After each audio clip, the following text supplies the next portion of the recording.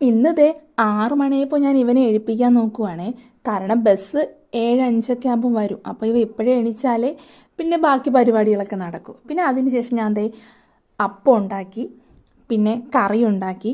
ഇന്ന് കടലക്കറിയാണേ. എന്നിട്ട് ദേ കുഞ്ഞിന് കൊടുക്കാൻ വേണ്ടിയിട്ട് ഞാൻ എടുത്തു വെച്ചു. രാവിലെ ഒന്നും കഴിക്കില്ല, എന്നാലും കൊടുത്തില്ലെങ്കിൽ എനിക്ക് മനസ്സിലൊരു സമാധാനമില്ല. അങ്ങനെ പിന്നെ ഞാൻ എടുത്തിട്ട് അവന് കൊടുക്കുക. അവൻ കുറച്ച് നേരം ടി വി ഒക്കെ കണ്ടിട്ട് കഴിച്ചുകൊണ്ടിരിക്കുക. ആൾക്ക് ഈ രാവിലെ എണീച്ച് പോണതേ അവനെ കൊല്ലണേന് തുല്യ. പിന്നെ ഞാൻ കൊണ്ടുപോകാനായിട്ട് ടിഫിൻ ബോക്സിൽ രാവിലത്തെ പലഹാരം തന്നെ കൊടുത്തു. കാരണം അവൻ ചോറ് കൊണ്ടുപോയി കഴിക്കൂല. എന്നും രാവിലെ എണീച്ചിട്ട് നോക്കും ഞാൻ ചോറ് കൊടുത്തു വിടുന്നോ.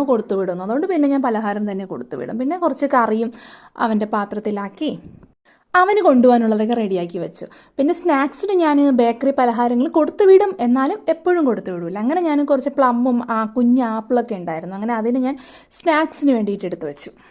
ആൾക്കിത് ഇഷ്ടമല്ല, പിന്നെ ടീച്ചറിനെ പേടിച്ചിട്ടെങ്കിലും കഴിക്കണമെങ്കിൽ കഴിക്കട്ടെ എന്ന് വിചാരിച്ചിട്ട് ഞാൻ പിന്നെ എടുത്തു വെച്ചു. എന്നും ഈ ബേക്കറികൾ കൊടുത്തു വിടുന്നതിനോട് എനിക്ക് ഒട്ടും താല്പര്യമേ ഇല്ല.